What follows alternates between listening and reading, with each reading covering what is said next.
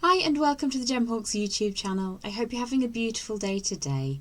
For the free video, I'd like to share with you a Coil Spring Halo Pendant design. Now this is going to be super accessible to people with a little wire handling experience, or if you are brand new to wire work, do feel free to give that a go.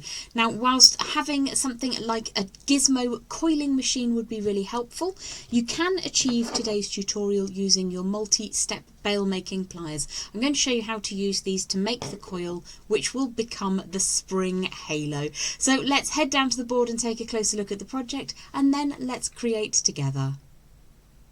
So here is your Coil Spring Halo Pendant. Now you can use really whatever bead you fancy as a focal centre. I make the halo slightly larger so that that bead can be just really visible all by itself, and then you've got this spring-like halo surrounding it to add detail and attention. Now it's not super difficult, just a little bit tricky to get that spring to open up, but I will take you through this step by step, and as a bonus today I'm going to show you how to make a 3-wire woven bail, which you can apply to any pendant that you want to use that project for.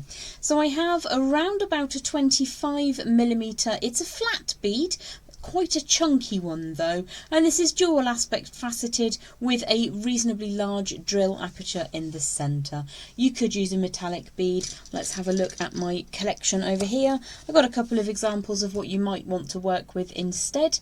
We're also going to be working with 3 different wire gauges today. Now the first thing that we'll be creating is the spring, and for this I'm going to be using 0.8mm wire. I've got some in silver colour.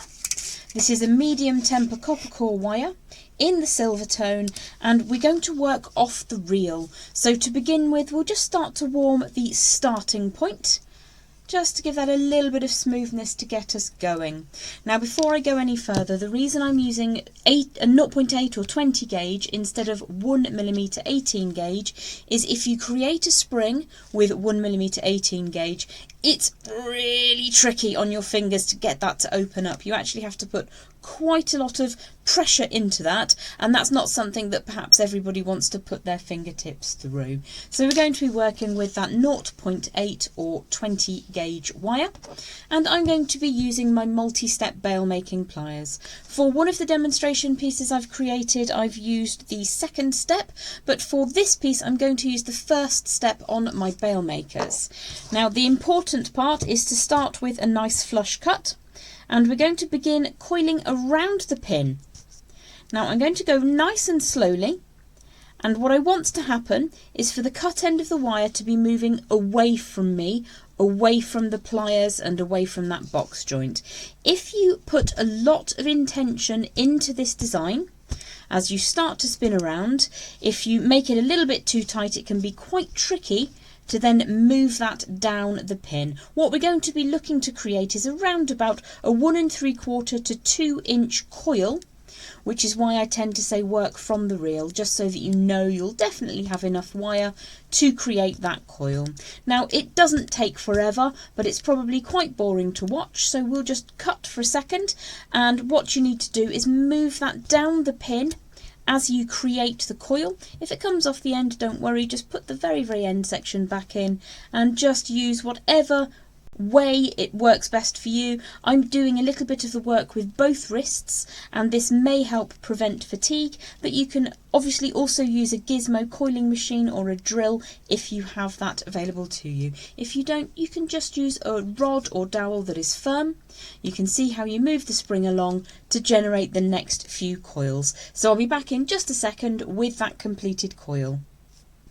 So I've generated around about 2 inches of coil, and what we're going to do is remove that from those bail makers. It can be a little bit tight sometimes, and then just trim away part way round the last coil. So let's get that wire out of the way, and that again was 0.8mm or 20 gauge working off the reel. Now, if you're going to be working with a very large area and you want to have quite a large spring coil halo, then you might want a little bit more than that. The reason I've gone for 2 inches or so of that wound coil is because it's going to be more than enough to encompass my chosen bead. I think I'll work with another sparkly one like the one I have in the demonstration piece. And what I want to do is to be able to pull that out with relatively even gaps in the springs. Occasionally you'll find a piece which is just a little bit too wide. You can just compress that slightly back down. And what we have is the areas at either end where I was gripping that spring, they are still tightly coiled up, and that's absolutely fine because we generate slightly more than we need. You can take that slightly more open or leave it slightly more closed, whichever is your preference. So let's just pop that down for a second. In the next section, we're going to make the halo shape itself. So in this one, I used a silver coloured wire, but for the video, I'm going to use a copper colour wire so you can kind of see a little bit better the bits and pieces that go into making up this piece. Also, it doesn't have to be a round halo. It could be oval, it could be teardrop shape, whatever you really want to work with. So let's head back down to the board and get the form fitting for the next section. To create the halo form, I have around about 15 inches of 1mm or 18 gauge wire, and I also have a round form. Now, you may notice that there's a teardrop shape, which I'm going to work with a little bit later on as I'm part way through, but it doesn't really matter. You can still create the most part of the form with a ring mandrel if you have one. If you don't, then the lid of nail varnish or lotion pot or anything like that will be really helpful to you. So I'm finding the centre of that 15 or so inch length, and I'm just going to cross those wires over for now to get a start point. It's pretty much in the middle, doesn't matter if it's slightly off to one side. Now I'm quite happy with the size. I've used the base of my ring mandrel, and that actually works really well for the design I have in mind, utilising this bead. What I want to do now is put a little bit of strength into that round form. It'll be really helpful for me when I start to apply the spring onto that halo shape. So I'm going to hammer now around the section as much as I possibly can, and you would do exactly the same if you were going to use a teardrop. You'd hammer the lower portion of this section of the wire. So let's just give that a quick tap.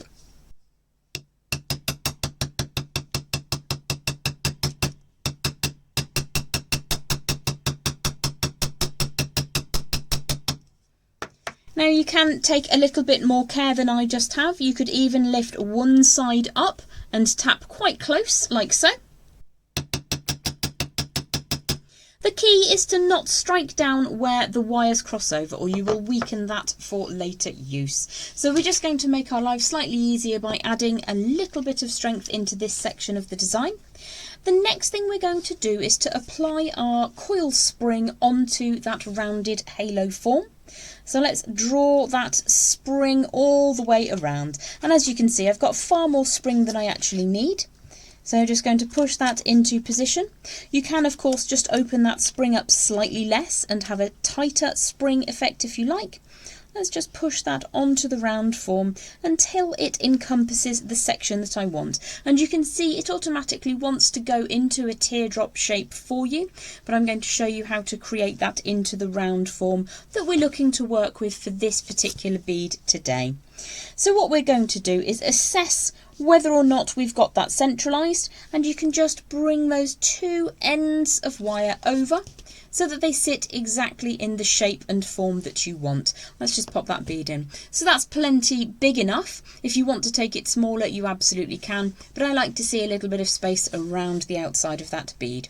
So we're going to cut the spring now, being careful not to cut that core wire, and it needs to be just slightly larger than you think. So let's trim one side to begin with.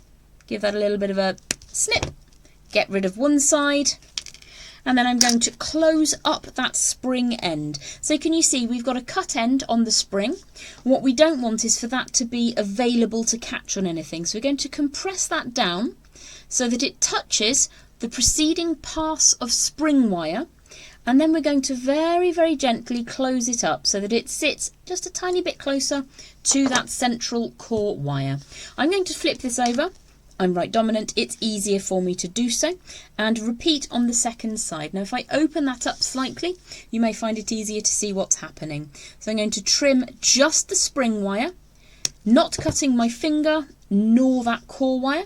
Let's get those end bits out of the way, and then again we're going to close that end section up so that it touches the preceding pass of wire, and then just give it a little bit of a snidging down. That's probably not a word, but never mind.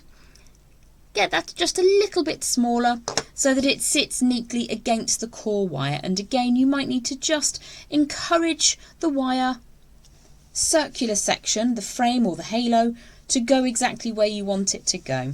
And once you're happy with the size and location, make sure you don't have any really random spacings on your springs.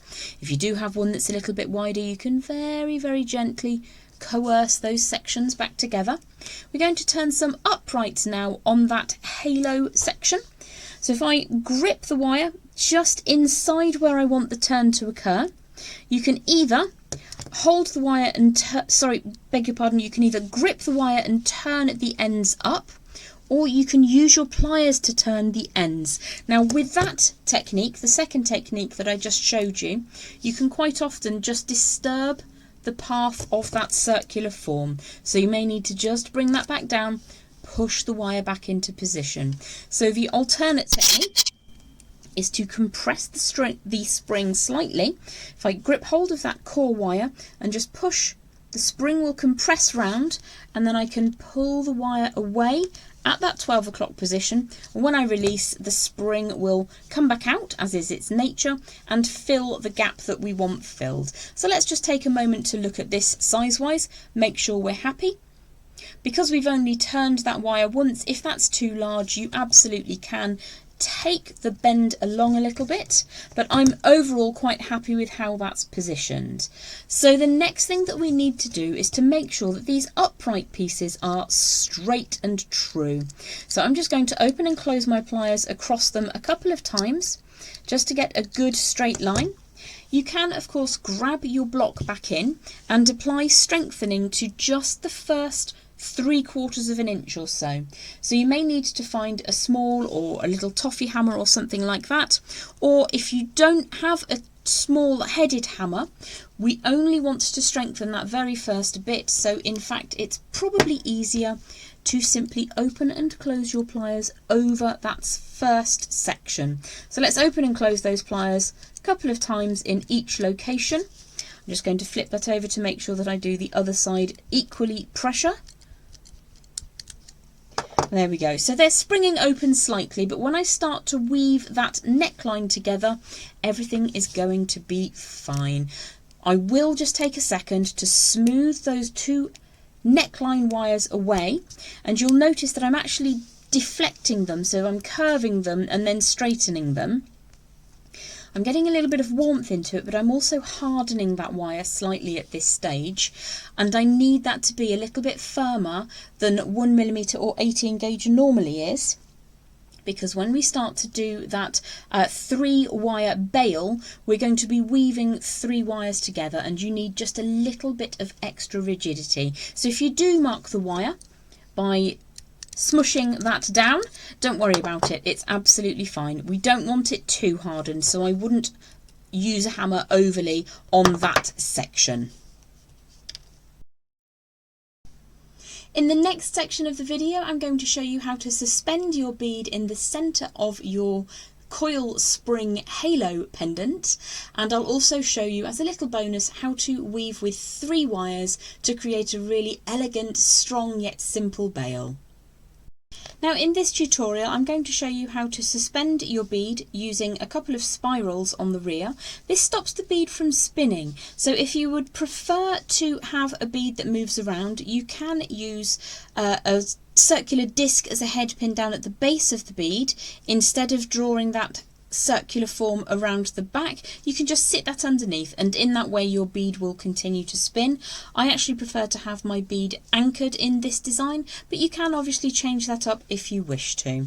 So I have now around about 8 inches of 1mm 18 gauge wire. It's again medium copper, and we're going to begin by creating a circular coil down at the base. So I have already warmed my wire through and I flush cut those ends. Create that circular form as we normally do for coils, push that into the non-dominant hand, and you can go for 2 or 3 rotations around, whichever makes you happy. I'm just going to stick for 2 rotations around that central aperture. When I'm happy that that's good and flat and strong, I'm going to pop my chain nose pliers underneath and draw that disc shape away. So I've got almost like a little lollipop there. The next thing we're going to do is to grip across that form just at the point that we made that angle change and draw the wire away at 90 degrees. So you can see if I turn that sideways, and then we're going to put those pliers in again and put a further 90-degree-ish bend. Now you will need to be aware of how deep, how thick your bead is as to how large this distance is, how big that gap is. Let's slide that onto that lovely faceted glass bead. Push that into position and just sit that on the rear of the design. So if I draw this all into position, you can see what's going to happen next is that we're going to weave those 3 strands of wire together to create an elegant yet strong bail. So again, I'm just drawing those wires side by side, and I'm just moving them slightly on a curve one way, slightly on a curve the other way. What this helps the wire to do is, yes, become warm, but also become aligned with each other. So if there are any major deviations, if one's going off at a mad angle, you should be able to find that at this stage. Another thing that you can do that is slightly helpful at this stage is to take each of those outside wires. So I'm turning the upper one upwards, the lower one downwards, and the middle one I'll just bring slightly towards me. That just separates them out because we're going to take our next step, which is weaving those 3 strands of wire together, and we're going to work with a slightly finer wire now, 0.4mm gauge or 26 gauge, and we're going to work off the reel. Now I have got a little scrap of wire. It's not a little scrap, it's about 2 foot long, but if you work off the reel then you won't run out, and what we're working towards is this design. So we're going to bring those 3 wires together solidly, and it is much more sensible to use your wire off the reel so you don't run out. So if we put the beaded central section out of the way for a moment, what we're going to do is take the finer gauge wire and anchor it to either side, whether you're left or right dominant, whichever makes you happy. We're going to rotate 3 times around one of those side wires. So if I draw that around twice, you can then, if you're thrifty or if you're working with precious metal, just take the time to get that last little bit of wire tucked all the way around. You will find that last little bit is quite pointy. If you are not worried about the odd scrap of wire, it's a little bit easier if you simply trim away once you've got those 3 rotations. So I'm just going to give that a little bit of a tighten up along that coil to make sure it's neat, and then I'm going to ensure that that sits all the way down at that neck line angle. And again, you can take a second just to make sure that everything is good and straight and strong and you're ready to commence. It's not difficult, but it is the fiddliest part, is just getting this started. So if you have a face in mind, this is the face of my bead. I like the spring on the back. If you want the spring on the front, sorry, not the spring, the coil. If you want the coil on the front, you can have the coil on the front. You do you. I like that on the rear of the design. So let's just slide that down into position and then draw that central wire between those 2 outside wires. So just hold everything together to get your mind around what's happening. I've got 3 wraps on the leftmost upright wire. I'm going to draw the finer gauge wire all the way underneath all 3 of those thicker wires, pulling them next to each other but not tightly. Can you see there's a fingernail gap between each of those wires? And I'm going to rotate that now 3 times around the rightmost wire. So if we go once around here, another rotation just here, push that down into position, a 3rd rotation all the way around. Every time you complete those 3 rotations, you're going to compress those spring likes It doesn't really matter that that's moved at the moment because it still has the capacity to do so. Then what we're going to do is bring the wire all the way across the front of the design. All 3 wires are now underneath that fine gauge wire. And what we will do is rotate 3 times around the shoulder wire that is upmost on your screen. So if I take that once around, drawing it up in between the top wire and the middle wire, a second time all the way around, and then a third time all the way around, we've got 3 visible wraps. So what we're going to do now is bring that fine wire across the underside of the design, all the way over to the right hand side. We're pushing our central bead wire back up into position now, as it will start to grip slightly very soon. Make sure that your weaving on either side is down at the shoulders. Bring that finer gauge wire underneath and rotate 3 times around again. So that's once, that's twice, that's a third time, or should I say thrice. Push that so that it's nice and neat and tidy, and then bring the finer gauge wire all the way over the top. You will continue to do this for somewhere between 1.5 inches and 2 inches, depending on whether or not you want a large bail. The piece I've made here had about 1.75 inches of weaving, and that is quite a large bail, will fit most pendant designs. So I have a piece I commenced making earlier on, and you can see that the example is slightly different in so much as it's a teardrop shape rather than a round shape, but everything else is exactly the same. The weaving at the top, which I'll show you on the board in just a second, has taken the exact same path as we were just looking at. So let's make that triple strand woven bail together and have a look and see what you think of the completed Coil Spring Halo Pendant. So in order to complete the bail and finalise the pendant, what we're going to do is to put some flat facing pliers over the base of that neckline section.